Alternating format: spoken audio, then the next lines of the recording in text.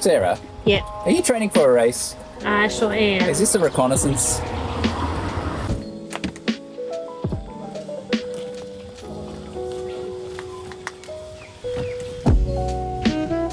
Ready?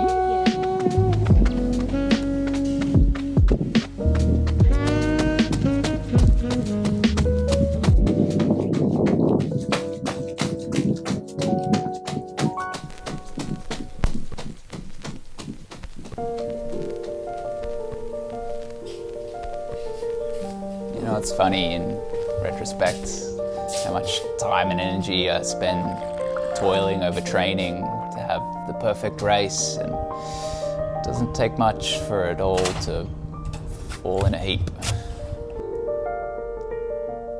I was meant to be down racing Bogong to Hotham last weekend, but I rolled my ankle on that run in the Blue Mountains with Sarah, and I haven't really run since. You know, it's not all bad though. I've been enjoying the bush on my bike again.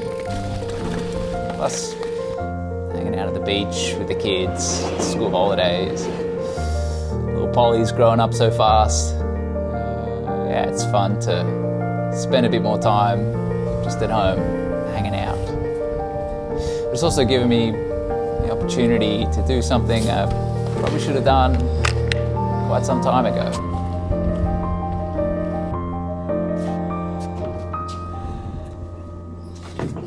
After more than 700 kilometers now, it's time to review these damn shoes.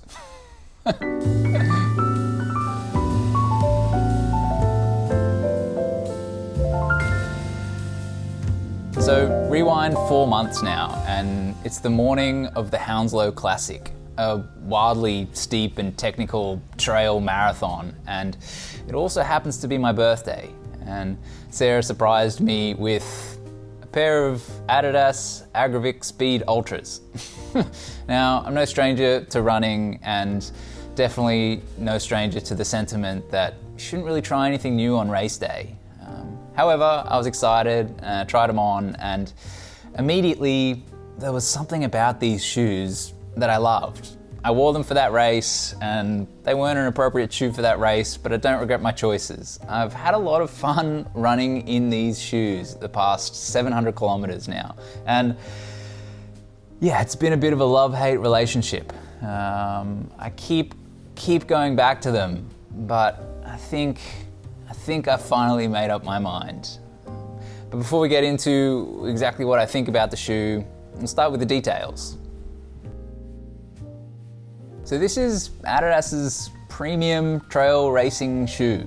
It's made it to the top of plenty of podiums internationally, and for 360 Australian dollars, you get what is a fairly minimal synthetic upper, not a lot of padding going on up there, that sits on top of the real superstar of this shoe, a big old slab of Light Strike Pro foam, 42 millimeters in the heel, 34 in the front, with quite an aggressive rocker that sandwiches some energy rods, not the carbon ones like in their top tier road running shoes, but the same as the ones you find in like the Boston 12s. And that sits on top of a full coverage Continental outsole with like 2.5 to 3 millimeter lugs. So with that being all the objective detail about this shoe, here's what I think about it. So like I said, Sarah took a punt and surprised me with these shoes for my birthday. And without trying them on, she bought me my regular US size 9, and they fit true to size. They do get a little bit narrow towards the end of the toe box, so if you do have a wide foot, that's probably something to keep in mind. But for a race sneaker, I actually don't mind being a little bit secure around the toes. I know that some people have taken issue with the lockdown through the midfoot. I actually found that the laces grip the reinforced eyelets quite well, and then that kind of ties down through the gusseted tongue. And I found that actually all combined to give me a really good lockdown. There isn't a whole lot of padding going on in the heel collar either. There's just the two sort of thin strips of foam like you find in many super shoes these days that really do a great job of keeping my heel locked down. And so overall, I found the fit of this shoe actually quite enjoyable. So I'm quite openly a bit of a fanboy of David Roach. And it just so happened that my acquisition of these shoes came a week or so after his Leadville course record run. All that to say is that there was a lot of hype about what these shoes would feel like on my foot. Now let me prepare you. Straight out of the box, standing up and walking in this shoe feels unnatural. I'm pretty sure it's completely the fault of the wildly aggressive rocker that makes it feel like there's a cutaway under your heel and you're being pushed backwards by the shoe. But as soon as I started running, it's like the shoe finally made sense. Never before have I experienced such overwhelmingly positive sensations from putting on a shoe. They make me feel light and poppy and faster than what I actually am.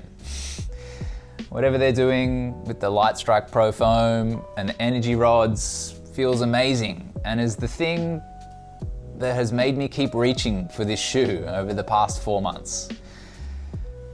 But it's not all good. While the midsole makes this one of the most enjoyable shoes I've ever had the pleasure of running in almost a complete offset of all of those good sensations, the lack of lateral stability in this midsole makes it a real conundrum. I don't know who gets consulted when it comes to designing shoes, but I have never felt more laterally unstable than I have done in this shoe. I think there's 3 things happening here that contribute to such woeful lateral stability. Firstly, I think while the footprint of the midfoot is actually quite wide, they've made these 2 cutouts that expose the energy rods. I think that really just exacerbates the compression on either side of your foot, leaving it feel quite unstable.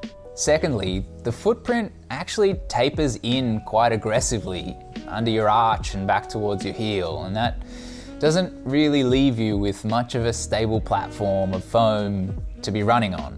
And thirdly, while the heel to toe rocker of this shoe is aggressive and takes a little bit of getting used to, it feels like there's also a bit of a lateral rocker. Having a look at the sole of this shoe, it's almost spherical in nature. I don't know why they would do this. I've never seen it in a shoe before, and to be honest, I hope to never see it again.